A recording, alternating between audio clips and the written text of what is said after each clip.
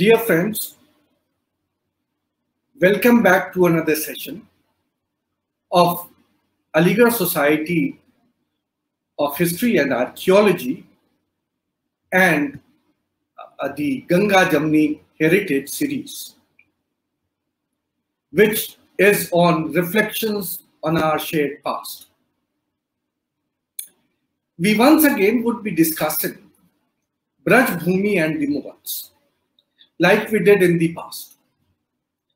But today, we will try to go further and delve into Mughal Bhakti itself.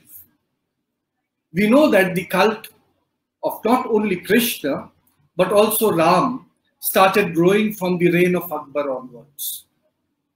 Both Tulsi and Surdas were the contemporaries of Akbar.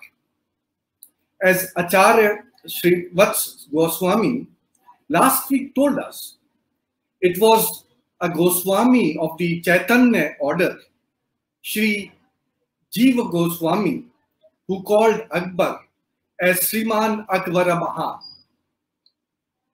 Govinda Dev Temple was created as a result of the collaborations between the Mughals, the Goswamis, and the Rajputs.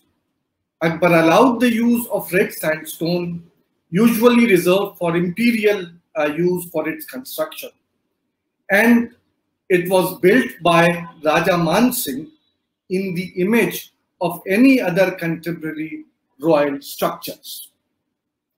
In a very recently published book, Braj Bhumi in Mughal times, based on primary documents which were prepared during the 16th century onwards by the Mughals, written in both Braj and Persian, the authors Irfan Habib and late Tarapat Mukherjee elaborate on this type of interactions and show how it shaped in the foundation of a new society and social relations. Irfan Habib not only throws light on the Mughal administration and how it dealt with multiplicity, but also comments on the land rights and land control in these areas. Today, to further elaborate on this topic and make us understand our common past, we have with us Professor John Stratton Hawley, with whom we are going to discuss Braj Bhumi and Mughal Bhakti.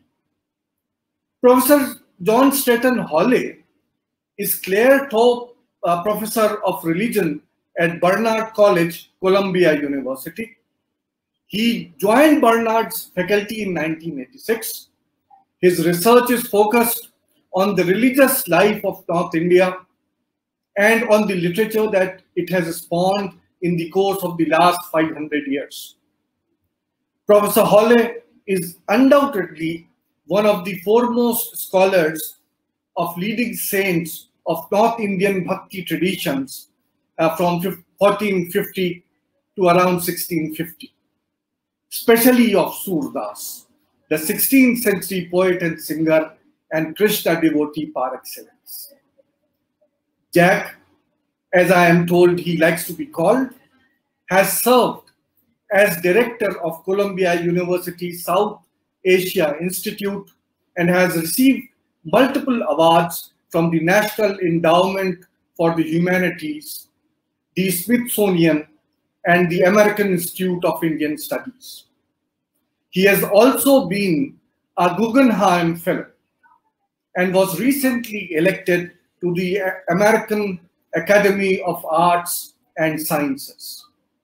In 2016-17, he was a Fulbright Nehru Fellow, principally resident in Vrindavan, not far from Delhi, and the place about which we would be talking today.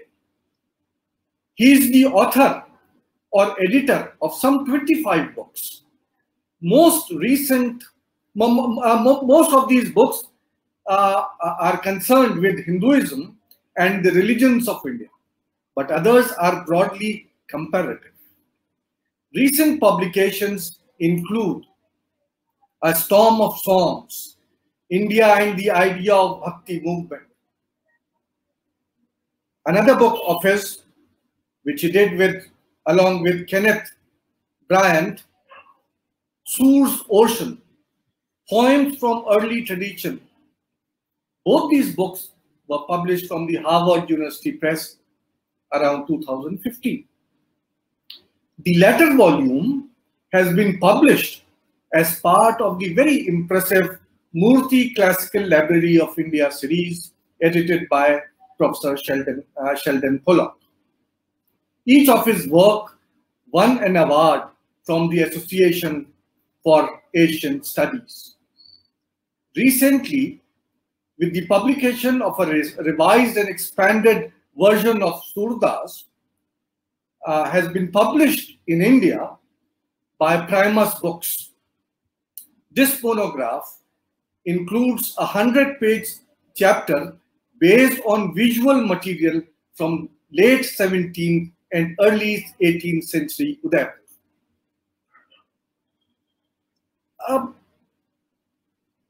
More recently, we can say that at the start of this year 2020, another book of Professor Hawley was published, and that is Krishna's Background, Vrindavan in the 21st Century, which was published by the Oxford University Press, possibly, if I'm not wrong, in January 2020. With this brief introduction, let us welcome Professor Hawley. John, welcome to the show. We have, in fact, been impatiently waiting. Last week we had Srivats Goswamiji, who initiated this dialogue about the Braj Bhumi. Let me also, Professor Hawley, tell you that actually, when we visualized this program, we had thought that first of all we would have Professor Habib, and later on we would have Goswamiji and yourself to discuss about the book. But unfortunately, due to the ongoing pandemic, we could not have Professor Habib on the show, and we promised to our viewers that ultimately, when the situation improves a little, we would surely be having to discuss. But then, I would like to ask you about your opinion about the book which has been published by Professor Irfan Habib and Tharapat Mukherjee. What is your assessment about this book? How would you rate it? Well, first of all, let me say good morning to you, though I know it's good evening in India. Here in New York, it's very much morning, although the noon bell has just rung, and it's a very great privilege to be here. It's the first time, actually, Professor Rezavi, that I'm having a chance to meet you, though I've known your writings for a while, and it's an enormous privilege. It's a great privilege to be a part of this series, and I'm very glad to hear that Irfan Habib himself is going to be appearing, because that is indeed the moment to be waiting for most of all. I did have a chance to see parts of last week's interview with Srivats Goswami, who has been my mentor for, gosh, all of my significant life. That's to say the part that has to do with India. And it's an embarrassment to be following him. We know that the lesser performers should be the alap to the great ones. And somehow the order has been reversed. But for this reason, I'm very pleased to hear that Professor Irfan Habib will be coming afterward. That means at least that I can be alap in some meaningful sense. So thank you so much for this invitation. And it's just, it's a miracle of this time that we're able to talk in this medium at all. There may be some technical difficulties along the way, but we'll try to take those in stride. Now, let me just say something about this remarkable book published by Primus, who, as you know, and as you heard, have also published one of mine, Braj Bhumi in Mughal times. Irfan Habib and Tharapat Mukherjee changed the landscape of the historical study of the Braj region in ways that are just almost impossible to imagine that this could have happened. Last week, Sridhar Goswami told you the story of how he acted as an intermediary between Tarapad and Irfan, and he mentioned also that Monica Horstman was a part of this trio. It's one of the great stories of scholarship. The book is just amazing, and it's amazing in more than one way. First of all, you think of a book like this, which draws on earlier materials, lectures, as Sridhar was saying last week, that Irfan Nabi presented to the Indian Historical Congress, principally, but also other articles which have appeared elsewhere. One thinks that, oh, this is going to be a book that just gives you those prior articles all in one cover. And it does do that. But there's much more. All you have to do is turn to the first page of this book, the first page of chapter 1, and which is called Braj in Mughal times. And if you compare it with the earlier form, which was delivered to the Indian Historical Congress, you will find on the very first page that Irfan Sahab has actually expanded his discussion so that you're not just reading what he presented to the audience in Goa back in, I think, 1987, perhaps it was, but rather he's gone back into the text to expand it and turn this volume into something that is very much a volume of our time. It's a register, especially of his work, over now decades and decades and decades. We know that he has trained a whole school of historians, but here we get to see Irfan Habib himself. And as Sridhar was saying last week, in a medium that he never would have imagined, but that has completely changed our sense of the history of the Braj region. I would say the principal authority that one had before the appearance of this work and this book was Prabhu Dayal Mittal's remarkable book, Braj Sampradayon Ka Itihas, and other works that have to do with the Braj country particularly. But what Prabhu Dayalji did not have access to was the Mughal records, which we find so eloquently, how shall I say, translated for us, transcribed for us in this book. Now these riches are available to anyone who can manage to get a copy of this book.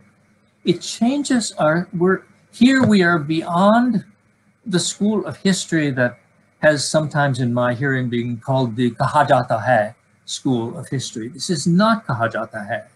This is a history that is being inferred from written sources which take us right back to the time at which these events occurred in the 16th and following centuries.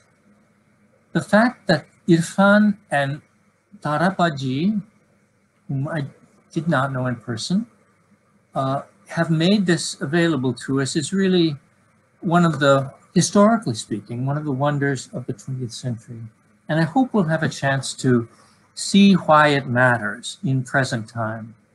Yes, this is a historical exercise, but history matters because history is always being drawn upon in the present day to give us a sense of where we come from and what it all means.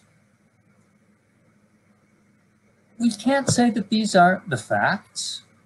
These are the facts as were recorded in the time when these events happened, but they are facts in a fundamental way that we just haven't had access to before. I live in a country where our president, I use the name in quotes, is constantly saying that the facts which are quoted by the worthwhile press, the press that cares to know things, are not facts. But they are facts. Facts matter. It really makes a difference whether we're able to see back into what was going on in the 16th century when Braj, as we know it today, was actually created. We owe that to the remarkable discoveries of the library of Jiva Goswami as they came into the Vrindavan Research Institute, as then discovered by Tarapadji, and then messengered by Surivatji to Irfan Sahib, and then all of this work which has followed. So it's just an amazing thing, and a matter of huge honor to me to be able simply to say it before the rest of you. I know that many of you have followed the work of these great historians through the years, so it's just a chance that I'm the person who is able to say it. But please let me say it from afar, because I think the implications of this work are indeed implications that are felt very far afield from Brajbhumi itself.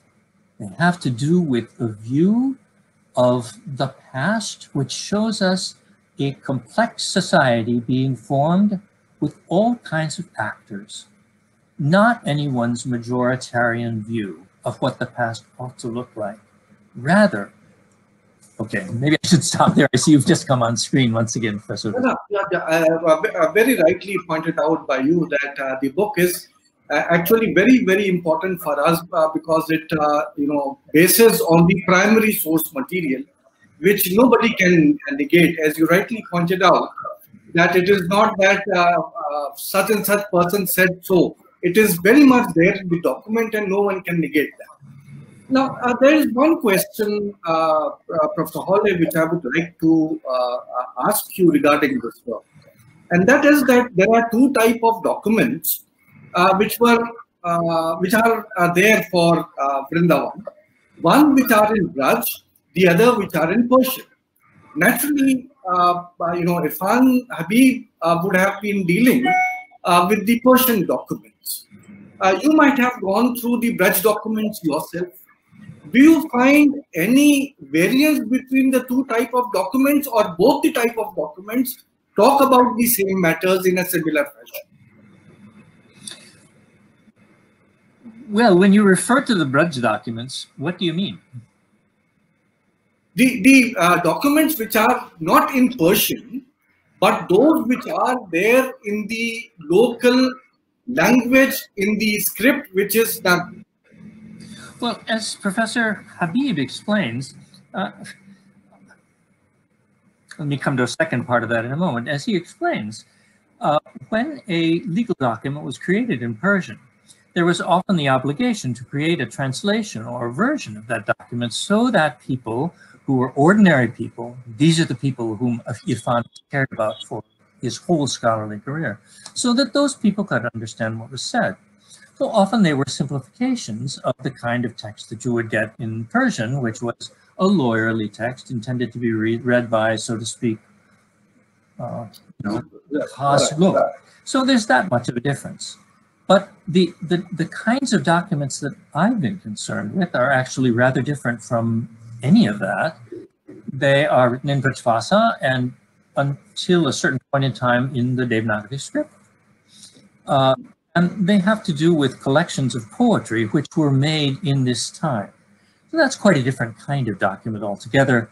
For Surdas, whose name you mentioned, the earliest source that we have is a manuscript that was created at Fatehpur, actually. So up in the Shekhawati region of modern-day Rajasthan, for someone who was connected with the Kachwaha court at then Amer, would become Jaipur. So those are very different kinds of manuscripts. Legal documents on the one hand, and poetry, or perhaps lives of the poets on the other. Two very different kinds of Brajbhasha documents. What Irfan Habib and Tarapad Mukherjee have made possible is for us to bring that Yamuna and that Ganga together, so that we can get a sense of the output of that time in a much more richer fashion than we could ever have done if we didn't have those documents from the Mughal record at hand. And they're even different from the kinds of document that we get from Abul Fazl and the like. Large accounts of what's going on in court. No, these are records of transactions that happen right there on the spot. Oh, it's an amazing thing. And if I could just say one more thing, it's also amazing the way that the authors, especially Irfan Habib, actually present them to us. His English is so clear that he does not stand in the way of the reader at any point. He's just offering what he has read. And the candor with which he speaks is often remarkable. His attention to detail, so he tells you when a va is written and it's meant to be read as va and not ba, that a dot is added. Imagine someone telling you that kind of detail. Or, you discover all sorts of things just reading through the paging sort of at random through the text that you might never have suspected. For instance, the existence of a wine dealer in the Vrindavan area in the course of the 16th century. They were just hearing from Srivat's Goswami. Well, actually not. He appeared in a class of mine. So there's kind of resistance to the fact that we have, beer parties going on now in Braj, thanks to so many Delhiites making a visit. But there was a wine merchant right there in 16th century Vrindavan as well.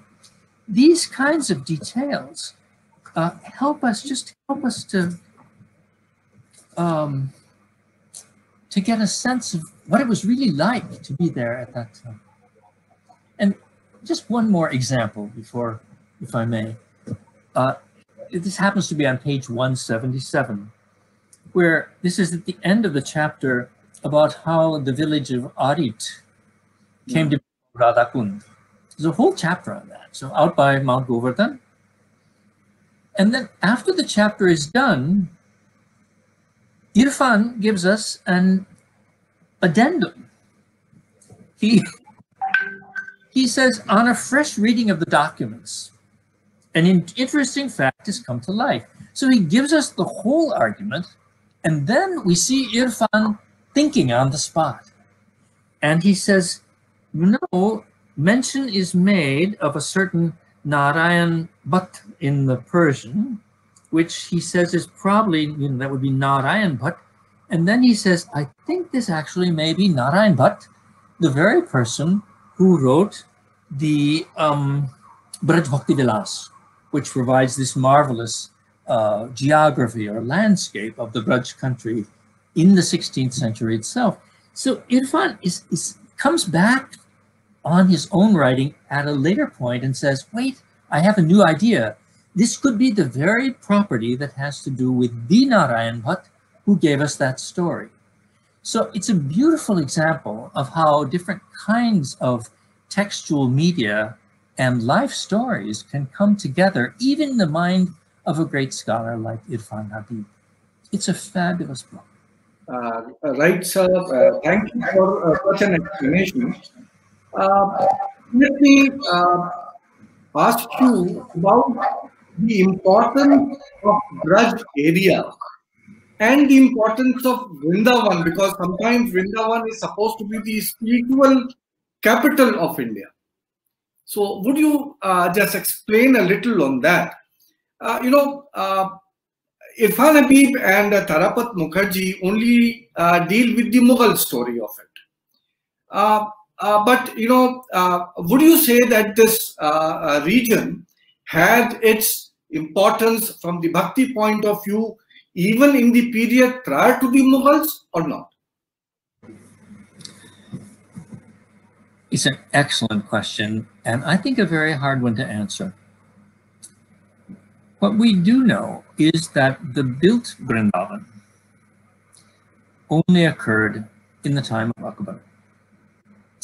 We also know, of course, that the great road connecting Agra to Delhi was built in the time of the Suris.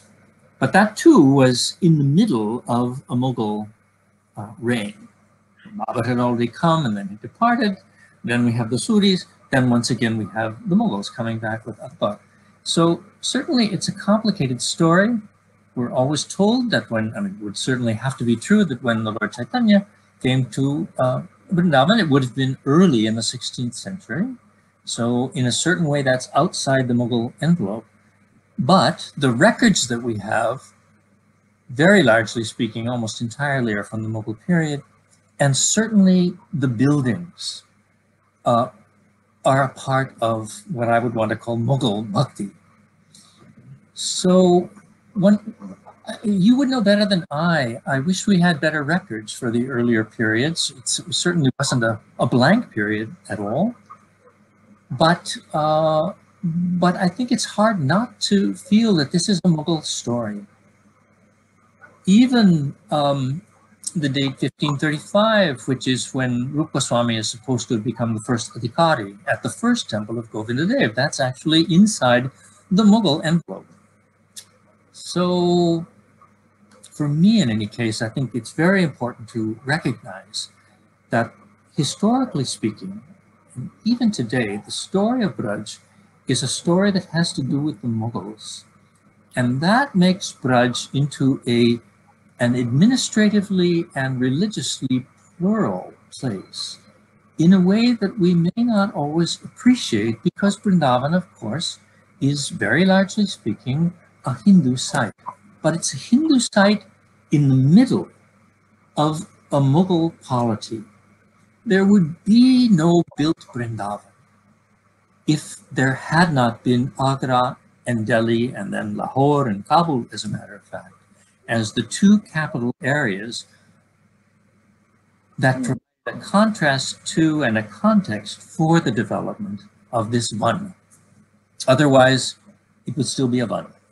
Last week when we were talking to Srivat Goswami, he talked about two things. One, Vaad Nahi Samvad. That is the type of the slogan which he spoke about. And he also pointed out that, the development at Vrindavan, or for that matter, the whole of this, culture which came to exist, was in fact a dialogue between, you can say a tripartite Leela. That is what his words were. A tripartite Leela between Goswamis, Rajputs and Akbar.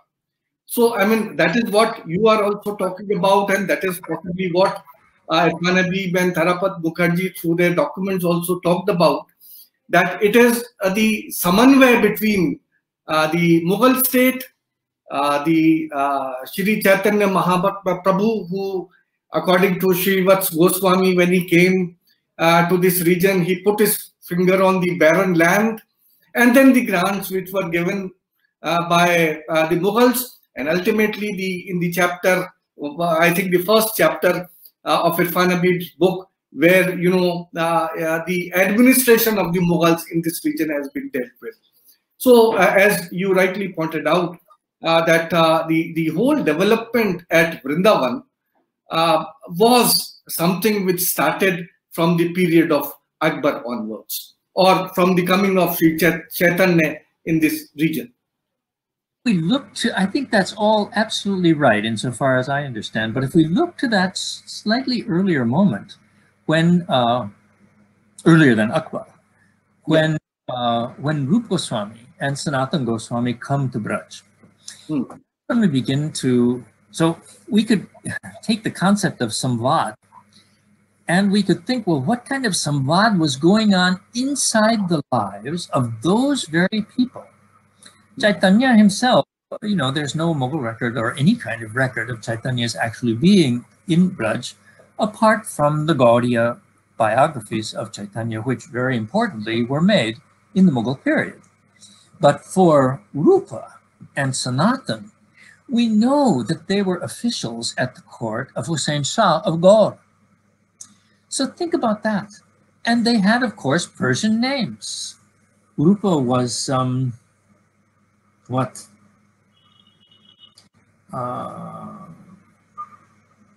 Vir Khas, the sort of private secretary, and Sanatan was Sadar Malik.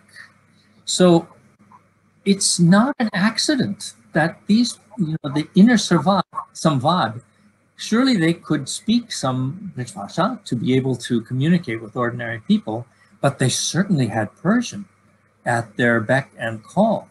They had whole Persian-speaking identities at the court of Hussein Shah. So already in those founding figures, you have a kind of inner samvad that you might not suspect if you were looking at their published works. When I say published, their written works in Sanskrit. It's very important. This is the kind of thing that Irfan and Tarapat have made us aware of, that the background for the production of those great theological works is a background that is not just Sanskrit speaking, but also Persian speaking.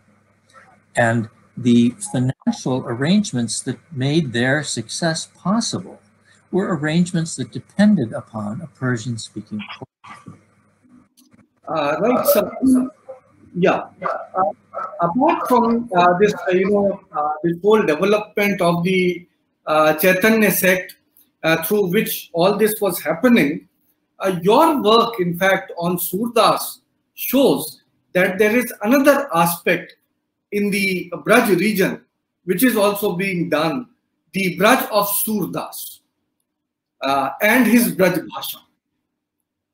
Would you like to say something on this aspect? I mean, naturally, this is something which is not taken up by Professor Habib and Tarapat Mukherjee. That's true. But their inspiration was always there for me. And let me tell you why. So I'm reaching for this Bible once again. Irfan Habib and Tarapat Mukherjee, but especially Irfan, I believe, is a man of great courage when it comes to telling us something about the status of the documents that we're looking at. In a footnote that has made a huge difference to my scholarly life, that footnote appears on where?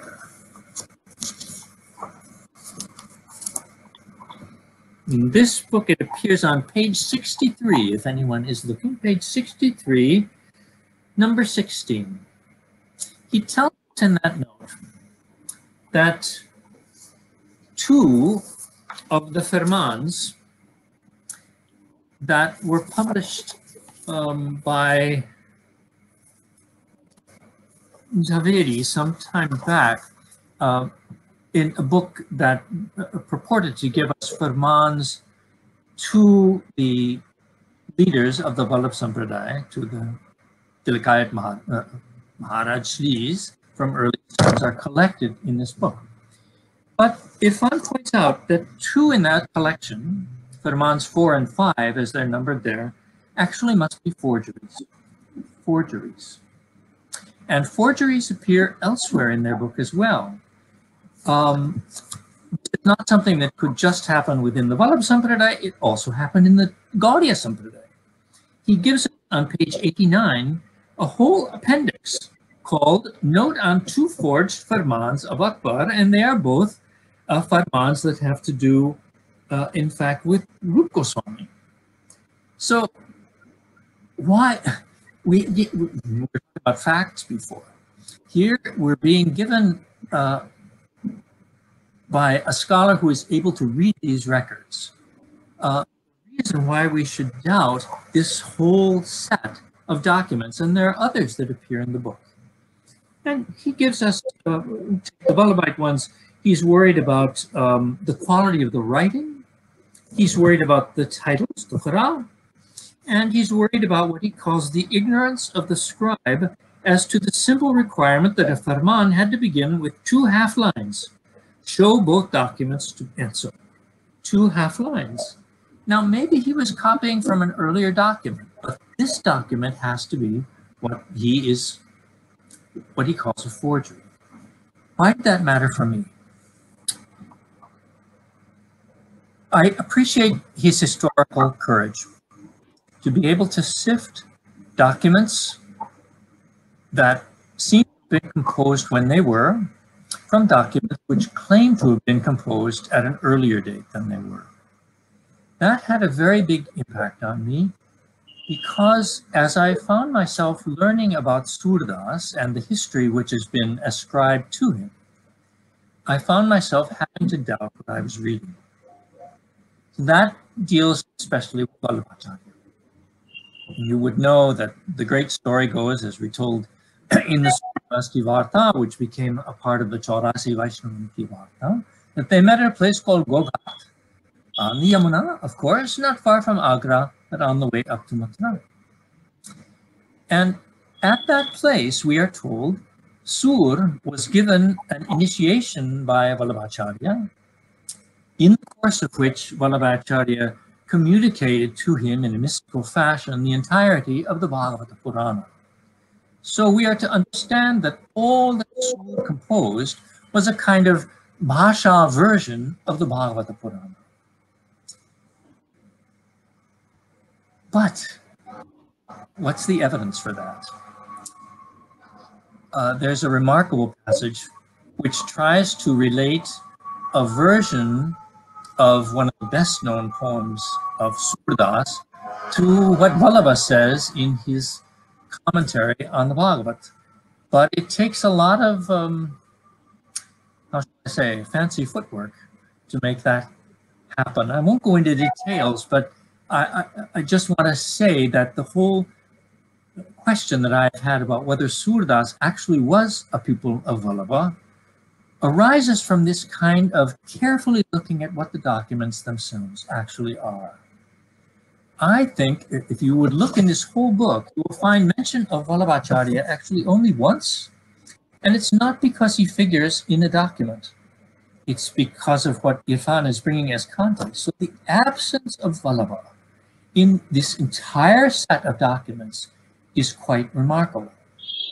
Of course, we're dealing with a Chaitanyite trove, but we're dealing with administrative records, that famous moment in 1595, where the Gaudiyas were given by the court of Akbar the sort of the okay to regularize temple donations on the part of the state. So what I want to say is that this courage to question the status of a document is a courage that a historian actually needs. I think Surdas was not a pupil of Vallabhacharya. The Sur Sagar came to be organized according to the Bhagavata Purana only in the 18th century. The earlier documents give no indication of that. I do think that Sur probably knew the Bhagavat. Certain poems show that to be the case. But the Sur Sagar as a whole is not a translation of the Bhagavat. It is Sur's own poetry. And there is no mention of Vallabha or any sense that Vallabha would have mattered there. The famous texts that are cited by the Vallabha Sampradaya, the Pushti Marg, as creating a connection between Sur and Vallabha are only texts that occur in Vallabhite sources. They do not appear elsewhere in the corpus. So that kind of historical courage to go back and say, okay, what do we know and who was this? I hope that that is worth doing. For me, Sur is a poet of Braj Bhasha, broadly speaking. He says nothing of his guru, and I think his guru probably doesn't matter. His guru was the Lord Krishna. That is who Surdas was. So in that spirit of questioning later formulations about what Braj was, a matter of sampradayas, I'm not so sure. I think it was something much closer to the ground in the 16th century, over which the Mughal state watched. Right, sir. One thing which somehow I haven't, I'm no expert of this field, and I have not read much on this. In spite of that, my feeling is that Surdas represents much more the public perception than what the makers of Govinda Dev Temple or the Chaitanya sect represented. Because Surdas is one of those who is actually not getting any remunerations from the state in any fashion. Would I be correct to say that? Well, there is actually a Surdas who appears in the Mughal accounts, but I think it is not our Surdas. He is said to be the son of one, if I recall. Ramdas, it doesn't figure. So there is a Surdas who is mentioned among the musicians of the Mughal court, but I think it's very likely that it should be ours. Charlotte Vaudeville tried to make a case, but she made that case on the basis of a whole series of Surdas poems that actually do not show up in the early manuscripts. So I think you're right that Surdas is apart from the court. But does that mean that he is singing at the temple of Govardhanath, that's to say Srinathji at Mount Govardhan, or in Gokul? No. Yes, of course he's singing to, the Makhanchor. But that doesn't mean that he is a worshipper of Sri Navnita Priyaji as ensconced in Gokul. That's a story that the Vallabhites, I want to say invented, maybe invented for good reason, so as to give context in their own minds for who this Surdas was. But to take your description, I think of Sur as being a much broader poet. And in terms of the common man's poet, that I can't say. Some of his poetry is easy to understand, and some of his poetry is extremely difficult to understand. So I think we're dealing with a poet here who had enormous range. And by the way, we have more than one kind of account of who he was. When we get to Bhikharidas in the 18th century with his Kavi Nirnaya, Sur is mentioned right alongside the great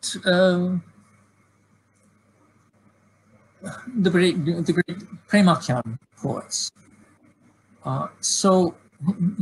Muslim poets. And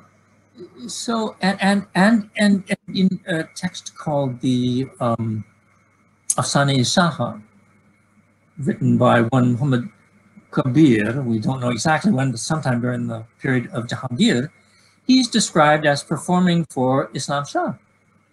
Now, maybe this too is not quite history, but what's interesting is that when he appears there, he appears alongside the great Premakyan poets.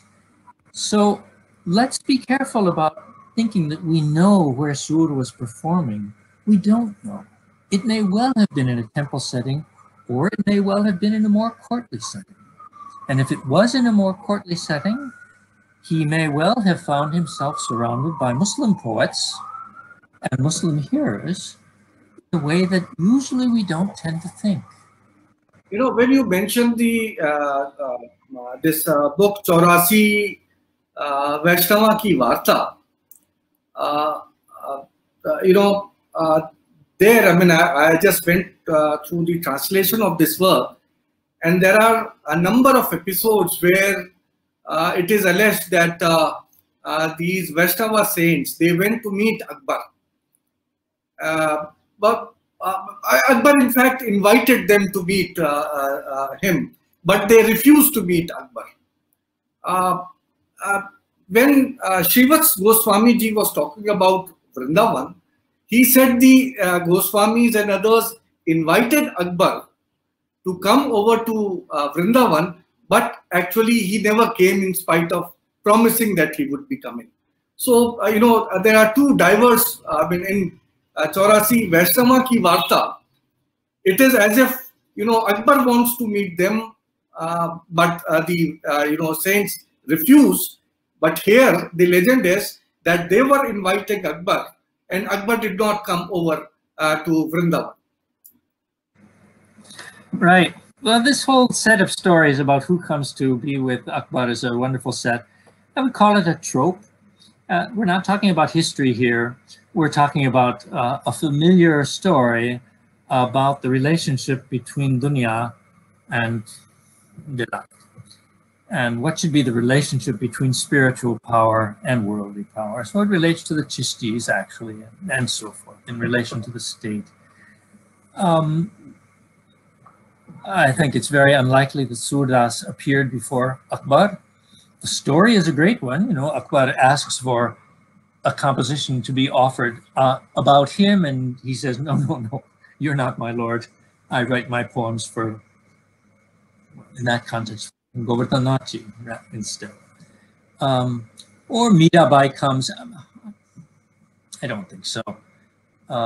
This is just a trope. It's a trope that tells us something important about the relationship between worldly power and spiritual power. But we're not hearing history here. We're hearing stories that have a different kind of, let's say, eternal value, but they're not to be taken as historical fact. Hence, it's no wonder that the Mughal records contain no mention of the appearance of any of these poets before Akbar. Now there's Tansen. Tansen, of course, was very important and appears in the quarterly records, no question about that. Then we have the story of how Tansen became the musical instructor of Haridas, and the lineage goes down to the Bihari temple. But I'm sorry to say that although although that's a well-believed and well-beloved story, we don't have any evidence that that's really was historically the case.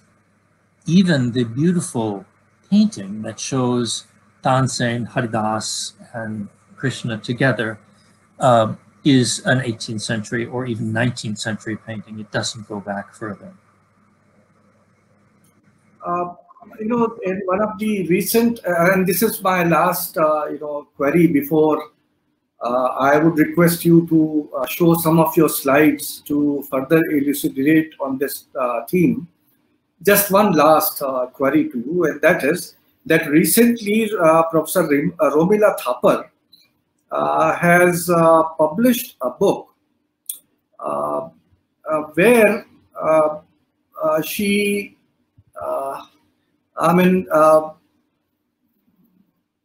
the Voices of Dissent, an essay, in which she talks about Muslim Vaishnavas or Krishna Bhakts in the Mughal Empire. Your take on that?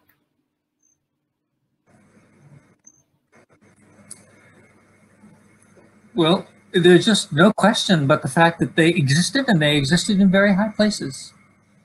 Ibrahim, was one of the inner circle of Akbar's court. There's no question but that he was also a poet of Krishna. Ras Khan, of course he was a Krishna Bhakta.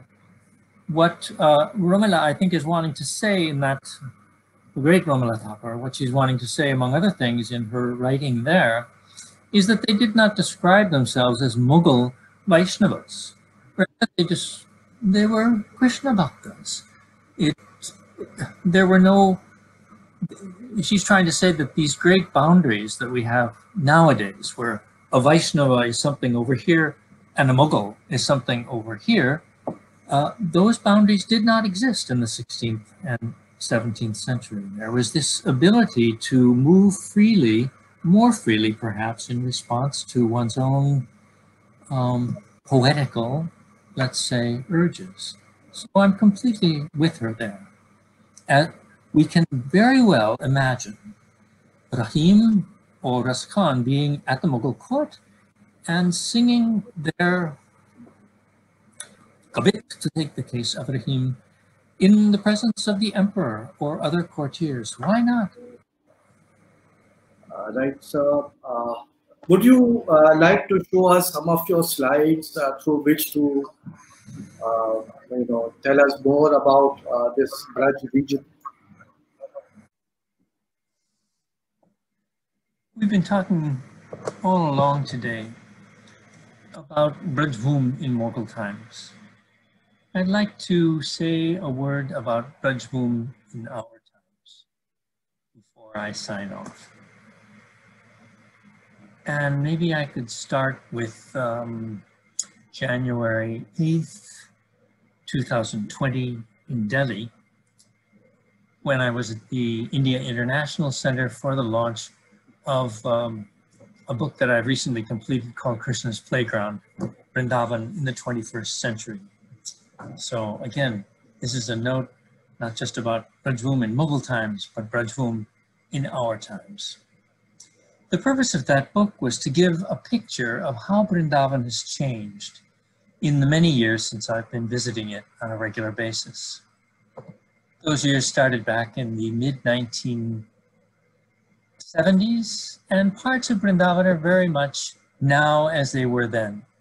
Here's the courtyard to the Aligarh Temple, which is home to the Chaitanya Goswamis that are particularly associated with Sri Vats Goswami, who regaled us with his understanding of Braj last time. And here, of course, is the Radharvanshi himself, very much as he was actually in the Mughal period itself. It wasn't hard to make a jump in those times, the 1970s, from what I saw around me to what had been depicted in texts and in artwork that I had seen, namely the evocation of the Ras Leela of Krishna. You see the music of it right there on your screen right now. And indeed, the Ras Leelas were performed in more than one season in Braj, then as they still are today. But a great deal else has changed. The Parikrama Marg in those days was a thing of Braj ki Raj. If you went out for a parikrama of Vrindavan in those days, you were touching the Braj ki Raj itself. You were not wearing your shoes. You were walking just with bare feet. Look at how it is today. It's been completely paved over. Parikrama Marg is now one of the major arteries in town and entirely paved, but for a tiny, tiny section around Keshi Ghat. Imagine that those changes can take place in our own lifetime. And the greatest change of all, perhaps, is the coming of ISKCON to Vrindavan, the International Society for Krishna Consciousness. This Krishna Balarama temple, which is a major focus for the visits of pilgrims and visitors to Vrindavan today, weekenders from Delhi, this temple was established at the very limits of the town that I came to know when I arrived there in the 70s. It was inaugurated in 1976 with the Samadhi of Prabhupada, A.C. Bhakti Vedanta Acharya. And it is a major focus of pilgrimage today. Then it was very much a matter of gringos like myself, light-seeing folks who had brought Krishna consciousness from New York and associated places back to Vrindavan. Now it's very much more a native site, an Indian site, as you can see in this selfie vision of the temple as it is today. Other parts of the town have changed just as measurably. All of what I'm about to show you is beyond the Parikrama Marg, in a place that was entirely one in the days that I first knew it, called Raman Reti. There it was, the Reti itself. Here's the Prem Mandir, which, as I think I mentioned, compares itself to the Taj Mahal in the numbers of visitors that it attracts on any given day. And as one moves farther out on the Chatikara Road, beyond ISKCON, beyond the Prem Mandir, you'll pass the Sri Jwala Dham ashram, which evokes the presence of Jwalamukhi from the Himalayas and begins to give a sense of how the Vrindavan today has become a part of national Hindu self-representation in a way that it was not when I first arrived. At that point, it was very much strictly a Vaishnava place. Nowadays, of course, it's still Vaishnava, but Vaishnava in an obvious context of broad Hindu religiosity as we understand it today.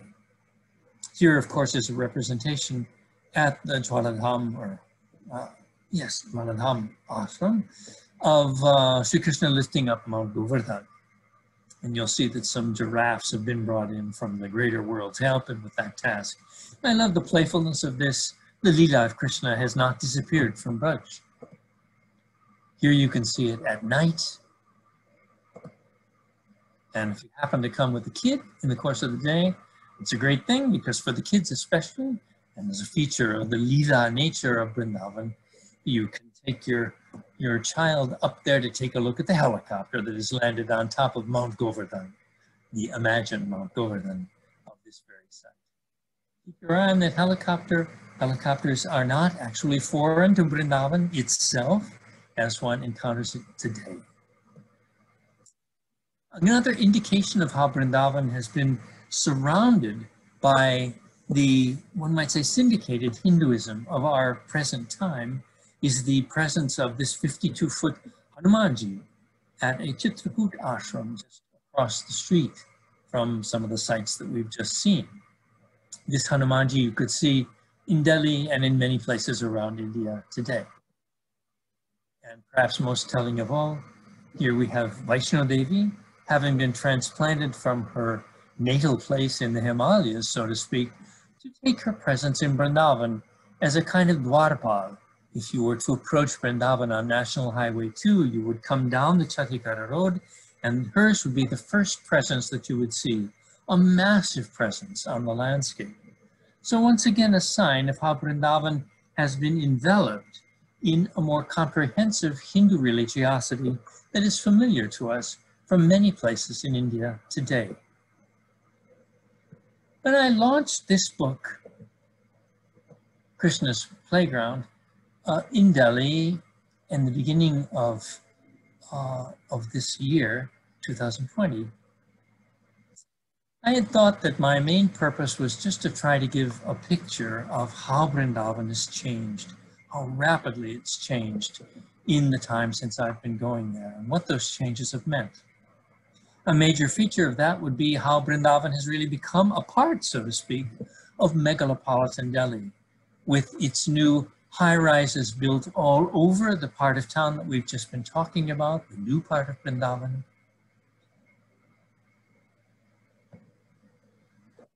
Going the wrong way, I beg your pardon. So very different from the Braj that was there when I came in the 1970s. I mention this because when I opened this vista to a small audience of people at the IIC in Delhi, I was finding myself in a moment that had changed even more recently than the description of change that I had been trying to describe in the book itself. Changed because of the anti-Muslim policies of certain members of the Bharatiya Janata Party, and we feel it especially in UP. These were the days when the Citizenship Amendment Act had recently been passed. Everyone was feeling the pressure of that in Delhi, especially Muslims, but also those who have treasured the, let's call it secular or multi-religious heritage of India as a whole. This was a time also when JNU was under fire by the BJP administration. I have many close friends at JNU, and in fact, the person who was serving as the host for that launch event was Purushottam Agarwal, who was for many years professor of Hindi at JNU. How could we think of anything else but the way in which Muslims have been othered by Hindu majoritarianism in our time? What does Vrindavan have to do with that? If we think of Vrindavan as India's spiritual capital, and many people do feel that, then we have to think back to the Vrindavan that we've been talking about today. The Vrindavan that is rooted in a very different history, a history of Mughal, Hindu, Mughal Kachwaha cooperation, in which the landscape of Braj was holy, so to speak, not just to those who worshipped it, who came to it as Hindus after the pattern of the Lord Chaitanya, but to many other people, including those associated with the Mughal state itself. So here, once again, is the parikrama as it seemed to me when I came there. You can see that the Van, the wilderness of Vrindavan, is still very much around us. And this is Srivats Goswami, whom you see on the left, accompanied by our dear friend, oh my gosh, how is it possible? Asim Krishnadas, who, alas, has by now passed away. You may remember that, I think I mentioned this earlier, that Akbar, actually, the Emperor Akbar, made a special donation to a Faman in protection of the peacocks of Vrindavan. They're very hard to find in today's Vrindavan because the monkeys have chased them away. But back 50 years ago, that simply wasn't the case. They've come back in the era of COVID, actually. But when you see this peacock, I want you to see the fact that Akbar himself extended his hand toward peacocks like this when he set aside Vrindavan as its own special unit of jurisdiction in Braj. You can still see the Van, the Vrindavan, that's to say the wilderness that is a part of Vrindavan's name. You can still see it on the outskirts of Vrindavan, among the buildings that I've just been describing. But it's not insignificant that where you see it here, you're seeing it alongside the Chatikara Road itself. Very little of this Van remains. It's actually framed by the great real estate development that has engulfed this side of Vrindavan. But you know, we can think of that road in a different way too. After all, while Vrindavan was certainly more a Van and was treasured for being a Van in the day of its being built, and was treasured in that guise by the Mughal state and the Kachwaha power that worked with the Mughal state, still it was part of a larger configuration in which urban realities surrounded Braj. Agra and Delhi were, after all, connected by the great highway that had been built by Sher Suri in the middle of the 16th century. And so highways were not alien to the Van of Vrindavan. The difference today is that that Van has almost disappeared from sight. We were reminded by Srivats Goswami last week, and we've talked of it again today, of the special symbolic role that the temple of Govinda Dev played in that whole process. Here it was built from the pink sandstone that was used at Fatehpur Sikri, which required a special dispensation from the Mughal state, because otherwise that sandstone was reserved for Mughal buildings as such. Here it's being extended into the envelope of Krishna worship that was so dear to the Kachwahas. Here's the inside of that structure, a remarkable structure actually, because it evokes that great sense of arched domes that are so important to the building of mosques and other public buildings in the era of Mughal Bhakti, as I want to call it. And here you see Srivats himself speaking with some of his Manyatri devotees who have come to the temple of Govinda Dev with him. If you were to go a little further out with Srivatsji as he takes his devotees for a sort of a look at the Van of his Manyatra, you'll see that he will not forget to take you to the Samadhi of the great Brajbhasha poet Das Khan. His name betrays him, of course, as being Mughal by birth, but he is also a Krishna Bhakta. And in fact, we don't know much about his Mughal Bhakti, so to speak, or his Muslim Bhakti. What we know of him is his Krishna Bhakti. Ah, yes, and this famous set of dohas is recalled. तो वही रस खान बसों ब्रज गोकुल गाँव के ग्वार में जो पशु हूँ तो कहाँ बस मेरो चरों नित्यानंद की धेनु मंझार में पावन हो. And it goes on. You can see his devotion to the Braj country.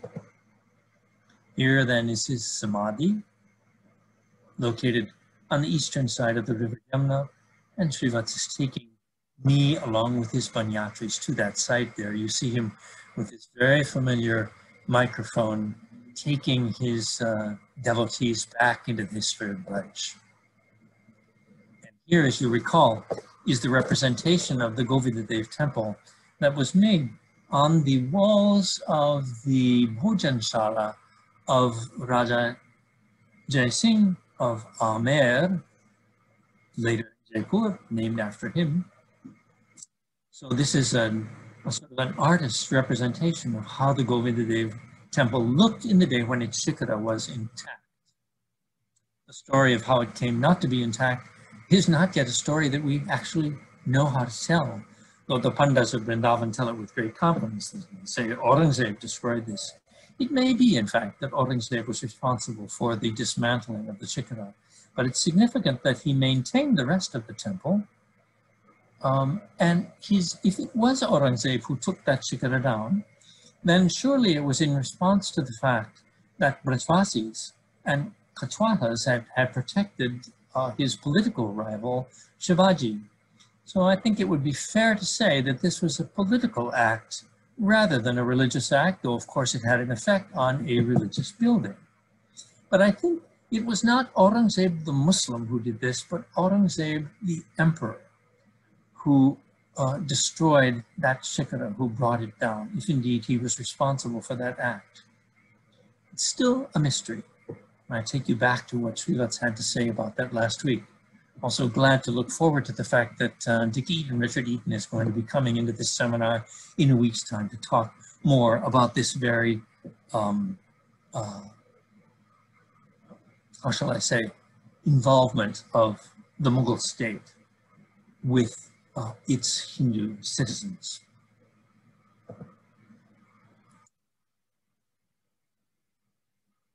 So just to recall where we've been, I've been making an appeal, a hope that today's people, as they think about Brajbhum in present time, will remember that Brajbhum in Mughal times was a site that was made possible by religious plurality and the involvement in state politics of a number of actors, some of whom were Muslim by background and some of whom were Hindu.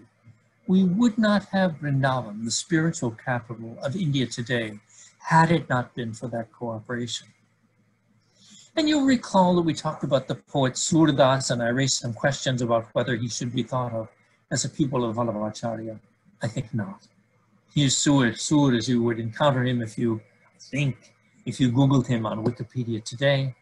And actually this representation, where we see the poet with his ektar and his clackers singing to the child Krishna, is a sort of reverse representation of this depiction of Krishna with Bal Krishna with a very old Surdas, which was made by Brajvasi and Sons, the studio in Mathura, also located in Mumbai, as it would have been called at that point.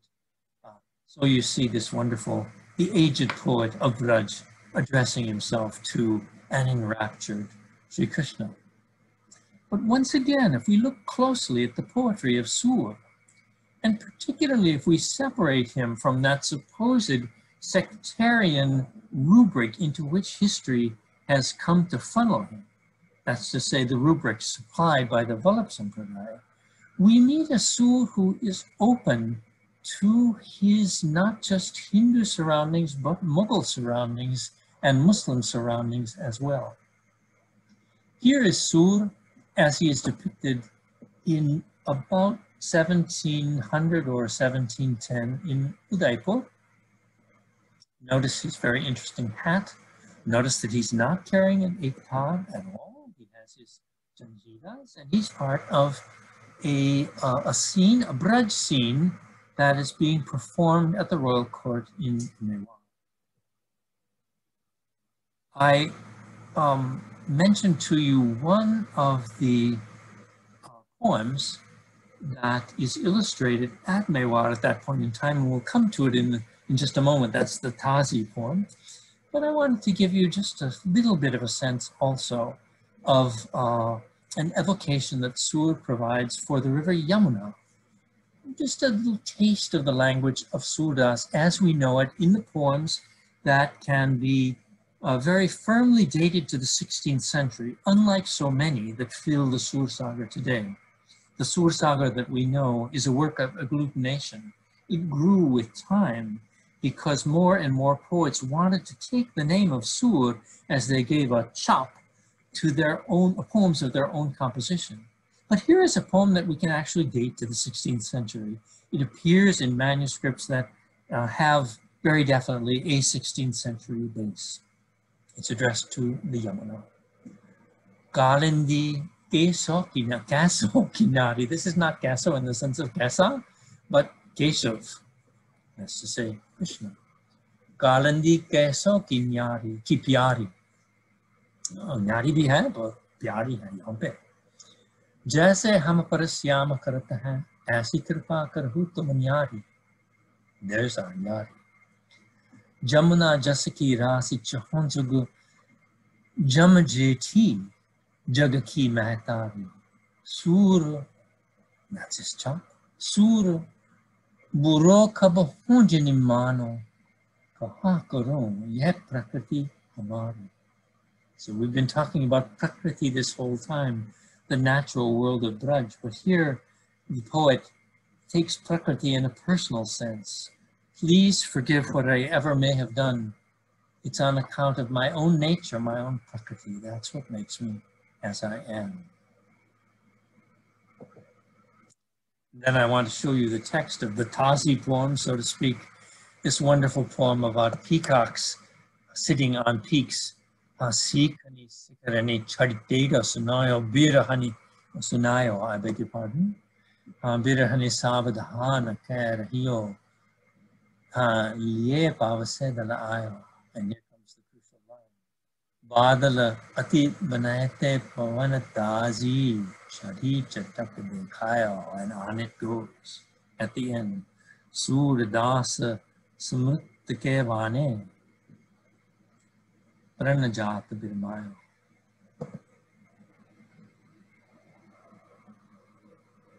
Surdas says they remember what he'd said, and the breath within them stops, slows to a stop. These poor Virahanis who find themselves confronted by Kamdev. But the crucial word in this poem, you remember, is Tazi.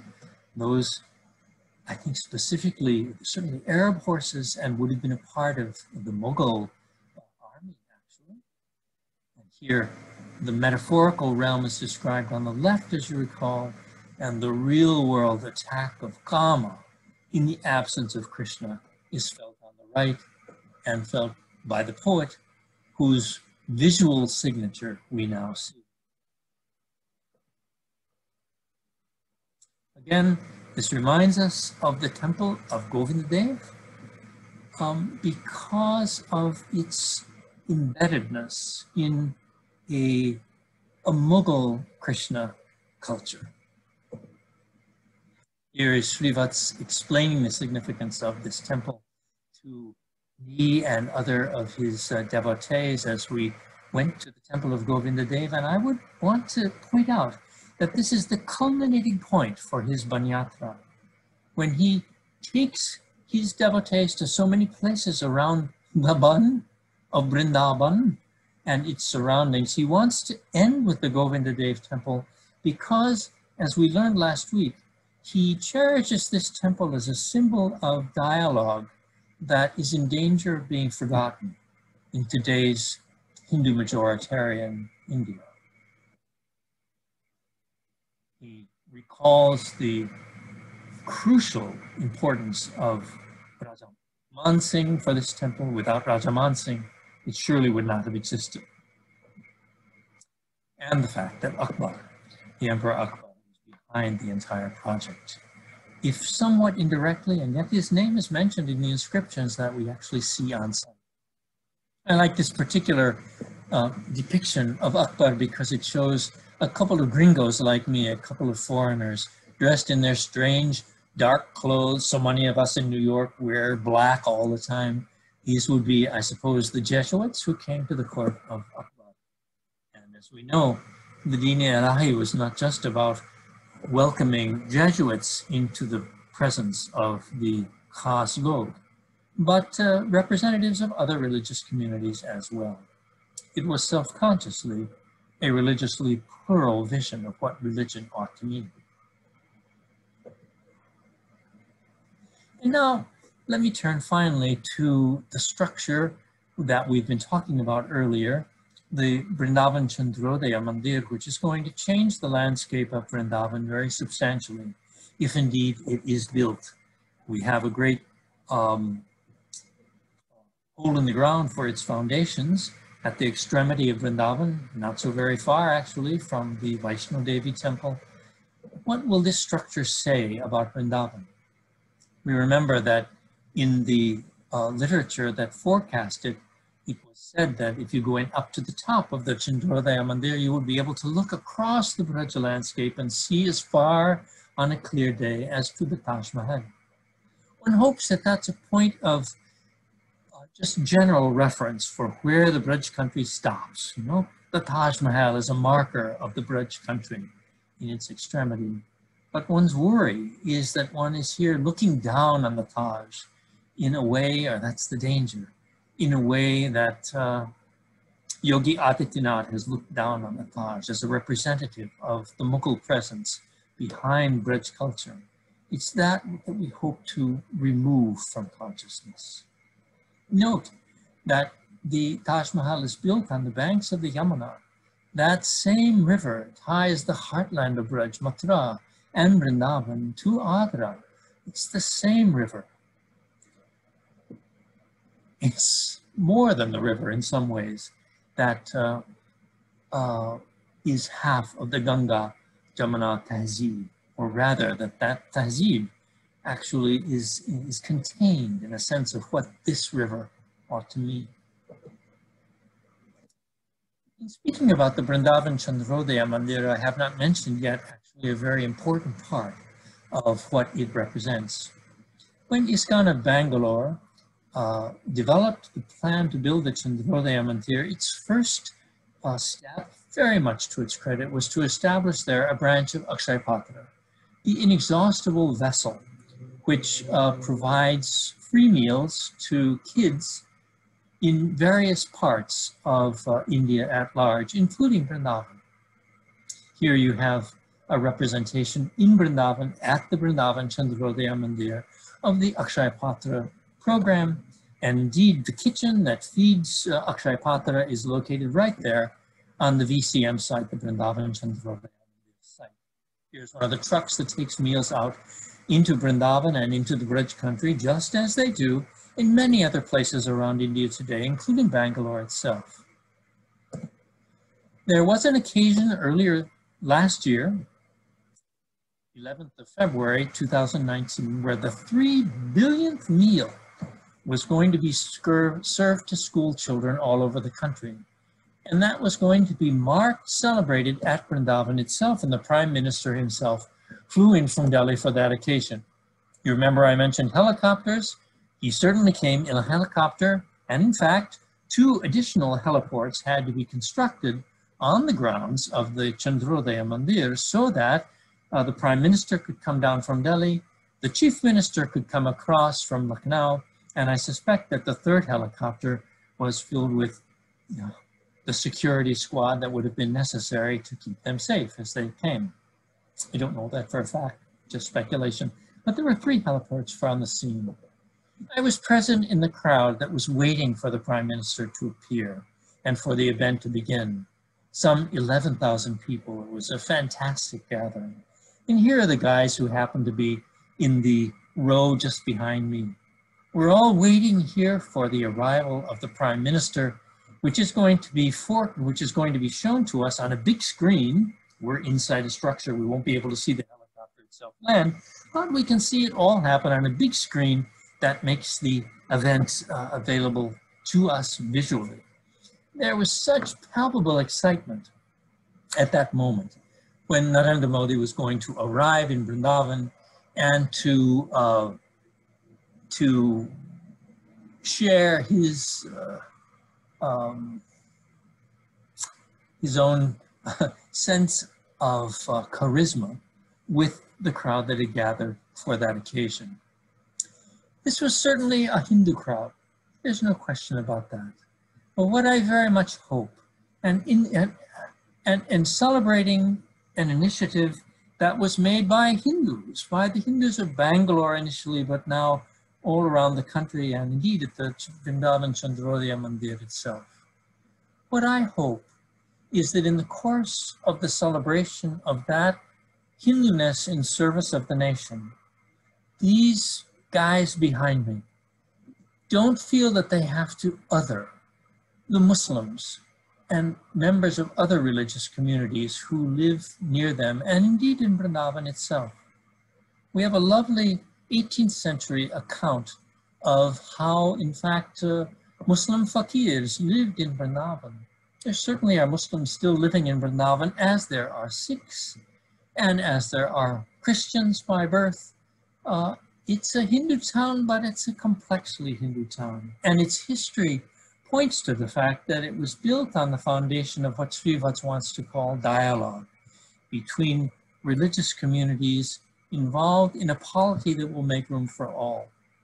So my hope for the Braj boom of today is that it will carry that heritage onward, not just today, but well into the future.